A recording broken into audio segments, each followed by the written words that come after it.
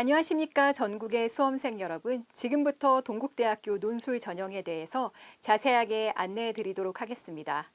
네, 먼저 동국대학교 논술고사 일정에 대해서 말씀드리려고 하는데요. 동국대학교 논술고사 일정은 수능일 이후인 11월 18일에 치러질 예정입니다. 따라서 수험생들의 부담도 그만큼 줄어든다고 말씀드릴 수가 있고요.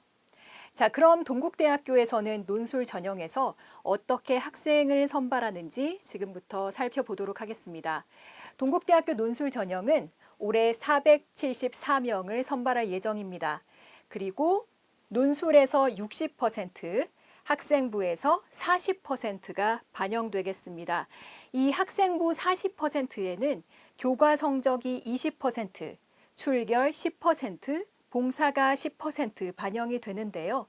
출결과 봉사의 반영 기준은 출결은 무단결석 3일 이하면 만점, 봉사는 30시간 이상이면 만점을 받으실 수 있습니다.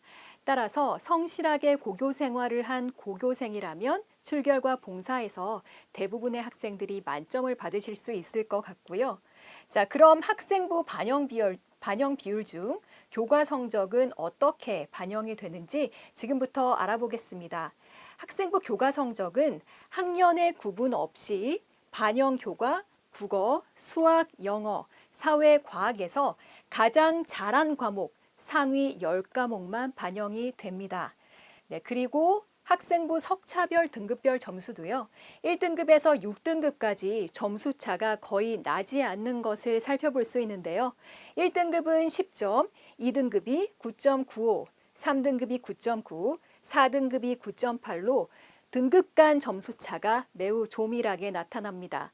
또한 기본 점수도 주어지기 때문에 학생들은 학생부에서 그 변별이 약하다고 말씀을 드릴 수가 있고요. 자, 그렇기 때문에 논술 전형에서는 논술고사가 매우 중요한 것을 말씀드릴 수가 있는데요. 논술 전형에서 충족해야 하는 기준이 하나 있습니다. 바로 수능 최저 학력 기준입니다. 동국대학교 논술 전형에서 인문계열은 국어, 수학, 영어, 탐구에서 3개 영역의 합이 6을 맞춰줘야 되겠고요. 그리고 경찰행정학부는 국어, 수학, 영어 3개 영역의 합이 5등급 이내, 자연계열은 수학, 가, 그리고 국어, 영어, 과탐 4개 영역 중에 2개 영역이 각각 2등급 이내에 들어야 합니다. 단 여기서 주의하실 점은 2개 영역 안에 수학 가형 또는 과학 탐구가 반드시 1개 이상은 포함되어야 한다는 것입니다. 네, 이렇게 논술 전형에서 수능 최저 학력 기준을 맞추는 것은 매우 중요한 일이라고 할 수 있는데요. 전년도 논술 전형의 경쟁률을 살펴보면 인문계열은 39.2대 1, 자연계열은 32.5대 1이었습니다. 네, 그렇지만 논술고사가 수능일 이후에 치러지기 때문에 인문계열의 응시율은 46%, 자연계열의 응시율은 44.6%였고요. 네, 여기서 수능 최저 학력 기준을 맞춘 학생들 간의 경쟁을 바로 실질 경쟁률이라고 부르는데요. 실질 경쟁률은 더 떨어지게 됩니다. 그래서 인문계열은 실질 경쟁률 9.9대 1, 자연계열의 경우 8.6대 1로 실질 경쟁률이 그만큼 떨어지는 것을 살펴볼 수 있습니다. 따라서 수험생 여러분들은 수능 최저 학력 기준을 맞춘다면 그만큼 경쟁력이 생길 수 있다는 것을 말씀드릴 수가 있고요. 자, 그러면 지금부터는 논술고사를 어떻게 준비할 수 있는지 알아보도록 하겠습니다. 동국대학교 논술고사는 문제 해결력, 종합적 사고 능력, 그리고 언어 표현력 및 정확성을 평가합니다. 네, 논술 전형에서 계열별 출제 유형은 인문, 자연 모두 시험 시간 100분 동안 모두 3문제를 작성해야 되겠고요. 인문계열의 경우 특정 전공에 치우치지 않는 문제로 영어 지문이 없습니다. 네, 그리고 자연계열의 경우 수학 2문제, 과학 1문제가 출제될 예정입니다. 자, 인문계열 논술 특징을 먼저 알아보도록 할까요? 인문계열 논술 특징은 특정 전공에 치우치지 않는 내용의 지문이 출제될 예정이고요. 그리고 교과서나 EBS에서만 제시문을 선별하기 때문에 난이도가 어렵지 않습니다.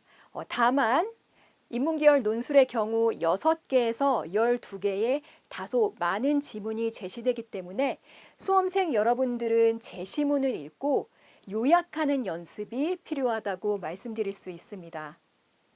자, 그럼 인문계열 기출 범위를 알아보도록 하겠습니다. 자, 전년도의 경우 인문계열에서는 국어 그리고 사회 계열의 과목에서 골고루 문제가 출제되는 것을 살펴볼 수 있고요.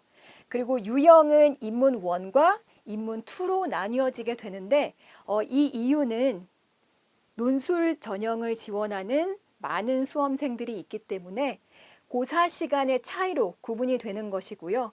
그리고 비슷한 난이도의 동일한 유형의 문제로 출제가 됩니다. 자, 그러면 지금부터는 자연계열 논술 특징을 알아보도록 하겠습니다. 올해 주요 특징을 먼저 설명드리면 전년도까지는 수학이 한 문제, 과학이 두 문제였었는데 올해의 경우는 수학이 두 문제, 과학이 한 문제가 출제됩니다. 네, 그리고 올해 주요 특징 중 하나인 논술 전형에서 경찰행정학부의 경우 자연계열 학생도 5명을 모집할 예정입니다. 네, 따라서 자연계열 친구들도 경찰행정학부에 올해는 지원이 가능하고요. 또한 자연계열 논술 특징을 살펴보면 수학과 과학의 기본 개념의 중심 문제를 출제한다는 것을 말씀드릴 수가 있습니다. 또 수학의 경우는 풀이과정 중심의 문제가 출제되기 때문에 풀이과정도 채점에 포함된다는 것을 꼭 기억해 주시고요. 과학의 경우 물리 1, 화학 1, 생명과학 1에서 통합 과학 문제로 출제가 됩니다. 따라서 통합이 되기 때문에 난이도는 오히려 평이하다라고 말씀드릴 수가 있습니다. 자, 그럼 자연계열 논술에서 기출문제로는 어떤 문제들이 출제가 되었는지 한번 알아볼까요? 네, 수학의 경우는 정답을 구하는 과정도 평가 요소에 들어가게 되겠고요. 그리고 매년 미적분에서 문제가 출제되었다는 것을 확인할 수 있습니다. 네, 과학의 경우는 물리, 화학, 생물, 통합과학 문제로 출제가 되는데 그렇지만 두 과목을 이수한 친구들도 너무 걱정할 필요는 없습니다. 왜냐하면 제시문이 주어지는데 이 제시문에서 답안을 유추해낼 수가 있습니다. 자, 그럼 지금부터는 수험생 여러분들이 가장 궁금해할 논술 전형의 성적 현황에 대해 말씀드리도록 하겠습니다. 먼저 논술 성적인데요. 지원자 평균, 인문계열의 경우는 평균 88점, 자연계열은 87점이었고요. 합격자의 평균은 인문, 자연 92점이었습니다. 따라서 논술 전형에서는 논술 고사를 잘 치르는 것도 매우 중요하다고 말씀드릴 수 있습니다. 자, 그럼 교과 등급에 대해 말씀을 드리려고 하는데요. 네, 지원자 평균을 보면 인문계열은 평균 3.2등급, 자연계열은 평균 3.3등급이었습니다.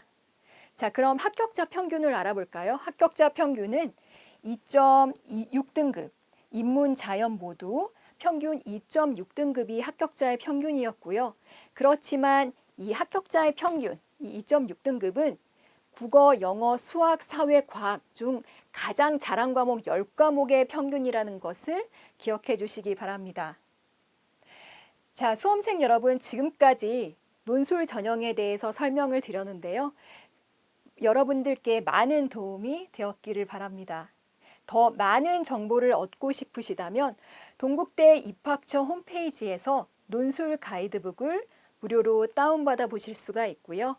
이 논술 가이드북 안에는 최근 2개년 기출문제와 해설, 그리고 합격 수기가 수록되어 있으므로 여러분에게 길잡이가 되어줄 것입니다.